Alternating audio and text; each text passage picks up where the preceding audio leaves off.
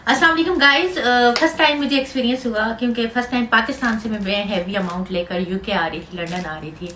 और पाकिस्तानी पैसे की कोई वक़्त नहीं है। ये सच है, ना पासपोर्ट की ना पैसे की किसी भी चीज़ की। आप करोड़ों में क्या हज़ारों में चेंज करवाओ, और जब आपके हाथ में आते तो जब यूरो में आप कन्वर्ट करवाते हो या डॉलर में, तो आपको बहुत ही दुख होता है कि हम कब हुकूमत ने तो हमसे प्रॉमिस किया था करेंसी को ऊपर ले जाएंगे, पासपोर्ट को ऊपर ले जाएंगे, बट कुछ नहीं कर सके, जस्ट बात नहीं कर सके। और बातें भी ऐसी किस दफ़ा जो मरी के हालात थे, और मरी में जो लोगों के साथ हुआ।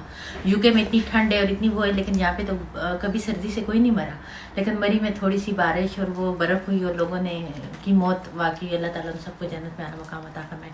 तो हाँ, कहना मैं ये चाह रही थी कि अमाउंट लाते वक्त थोड़ा ख्याल रखिएगा, क्योंकि आपको पकड़ लेते हैं। मुझे तो किसी ने कुछ नहीं कहा, आपको पता है, और कह भी नहीं सकते।